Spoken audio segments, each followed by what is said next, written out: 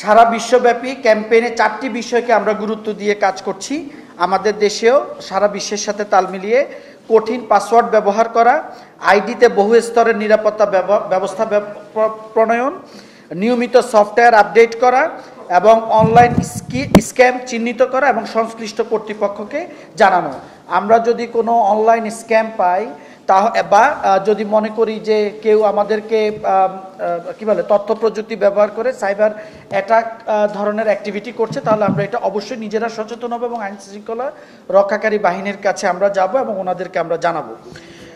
So আমাদের বিশ্বব্যাপী কর্মসূচির সঙ্গে তাল মিলিয়ে আমরা অক্টোবর মাসে দেশের বিভিন্ন স্কুল, কলেজ, বিশ্ববিদ্যালয় এবং বিভিন্ন প্রতিষ্ঠান, ব্যাংক, বিমা, তারপরে টেলিকম প্রতিষ্ঠান, তারপরে যে ম্যানুফ্যাকচারিং প্রতিষ্ঠান, রিটেল অর্গানাইজেশন, এরকম প্রতিষ্ঠানে সাইবার নিরাপত্তা সচেতনতা তাদের কর্মীদের এবং ছাত্রছাত্রীদের এবং জনগণের সাইবার সচেতনতা বৃদ্ধির জন্য আমরা বিভিন্ন প্রতিষ্ঠানেও আমরা যে কাজ করব।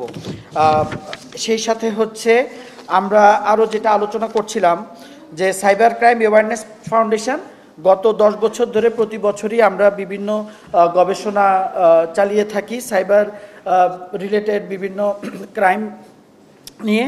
সেক্ষেত্রে 2024 সালে আমাদের যে গবেষণাটা হয়েছিল, সে গবেষণায় আমরা দেখতে পেয়েছি সর্বোচ্চ 78% বয়সী 18 থেকে 30 বছরের মধ্যে যারা সাইবার ক্রাইমের শিকার হন। এছাড়াও আক্রান্তদের প্রায় 59% নারী। অপরাধের ধরনের মধ্যে 21.65% সামাজিক যোগাযোগ মাধ্যম ও অনলাইনে অ্যাকাউন্ট বেদখল অর্থাৎ হ্যাকিংয়ের শিকার হয়েছেন। আর বিগত 5 বছরের মধ্যে 2023 সালে দেশে সাইবার জগতে পর্নোগ্রাফি অপরাধ বৃদ্ধির প্রবণতা বেড়েছে। ভুক্তভোগীদের 11.35% আক্রান্ত হয়েছে পর্নোগ্রাফিতে। একইভাবে অপরাধের বহুমাত্রিকতা যুক্ত হয়েছে, যার প্রভাবে প্রতিবেদনে অন্যান্য অপরাধ বেড়েছে আশঙ্কাজনক হারে। এই হারটা এখন বেড়ে দাঁড়িয়েছে 11.85%। এক বছরে এই হার বেড়েছে প্রায় দ্বিগুণ। ভুক্তভোগীদের মধ্যে 47.72% সামাজিক মর্যাদাহানি, 40.15% আর্থিক ক্ষতির শিকার এবং প্রায় সবাই মানসিক যন্ত্রণার কাতর ছিলেন। এদের মধ্যে মাত্র 12% আইনের আশ্রয় নিয়েছেন।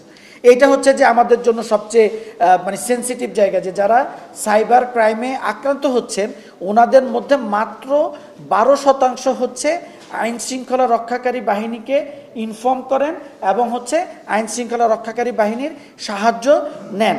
তার মানে আমাদের মধ্যে আইন যে আমাদেরকে প্রোটেক্ট করতেছে, নাগরিকদেরকে প্রোটেক্ট করছে, সেই জন্য যে আইন আছে, সাইবার সিকিউরিটি অর্ডিন্যান্স আছে, এই ব্যাপারে আমাদের জনগণের মধ্যে সচেতনতাটা খুবই কম। সো এই জায়গাটাকে আমাদেরকে সচেতন করতে হবে। তাহলে যেটা হয়, আইন কি করা যাবে কি করা যাবে না। সেক্ষেত্রে অনেক সময় যারা অপরাধ করেন ওনারাও আইন সম্পর্কে সচেতন থাকার কারণে ওনারা অপরাধটা করা থেকে বিরত থাকেন।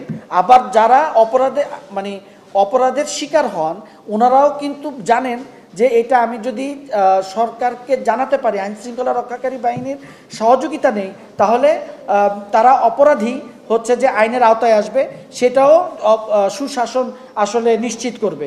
এবং একটা সমাজে, একটা রাষ্ট্রে যখন সুশাসন থাকে প্রত্যেকটা জায়গা থেকে, তখনই কিন্তু সেখানে অপরাধের পরিমাণটা কমে এবং জনগণের সচেতনতা বাড়ে।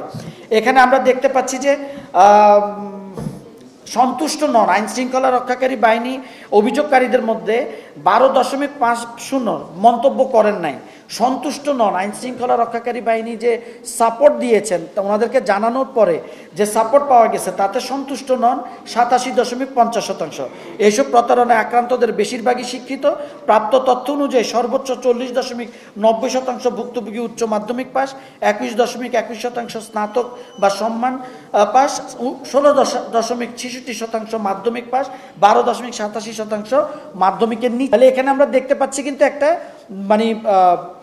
লেভেলের একটা, যেমন এসএসসি থেকে তার উপরে অনার্স মাস্টার্স কমপ্লিট করছেন এরকম নাগরিকরা অনেক বেশি যে আক্রান্ত হচ্ছেন। তার মানে যারা শিক্ষিত, লেখাপড়া জানেন, যারা বুঝেন, এবং যেহেতু ওনারা সোশ্যাল মিডিয়া ব্যবহার করছেন এবং তথ্য প্রযুক্তির বিভিন্ন সেবা নিচ্ছেন, সো ওনাদের কিন্তু একটা লেভেল পর্যন্ত ধারণা আছে যে কোনটা স্ক্যাম, কোনটা প্রতারণা হতে পারে।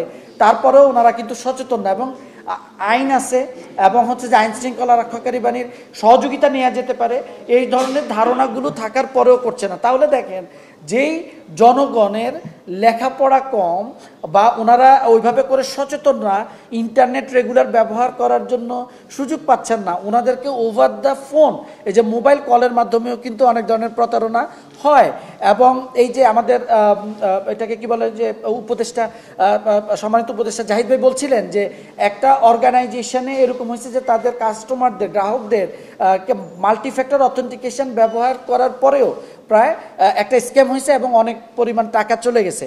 এই ইউজারদের মধ্যে কিন্তু দুই ধরনের কম্বিনেশনই আছে গ্রাহকদের মধ্যে, শিক্ষিত গ্রাহকও আছেন, আবার যারা লেখাপড়া খুব বেশি করেননি কিন্তু এই যে মোবাইল ফাইন্যান্সিয়াল সার্ভিস বা ব্যাংকিংয়ের যে বিভিন্ন চ্যানেল আছে সেই চ্যানেলগুলোকে ব্যবহার করেন, এখন আমাদের প্রতিনিয়ত দৈনন্দিন কাজ করার জন্য ব্যবহারের প্রয়োজন হয়, সেগুলোকে হচ্ছে যে আমাদের ব্যবহারকারীদের ব্যবহারের অসচেতনতা এবং দুর্বলতাকে ব্যবহার করে কিন্তু অর্থনৈতিক যে স্ক্যামগুলো করা সেই কাজগুলো হচ্ছে। সো আমরা এই অক্টোবর মাস জুড়ে আমাদের গত 10 বছরের ন্যায় আমরা হচ্ছে এই যে কর্মসূচিগুলো আমি বললাম, আমরা বিভিন্ন স্কুল, কলেজ, বিশ্ববিদ্যালয় এবং সরকারি বেসরকারি প্রতিষ্ঠানে আমরা আমাদের সচেতনতামূলক কাজ আমরা চালিয়ে যাব।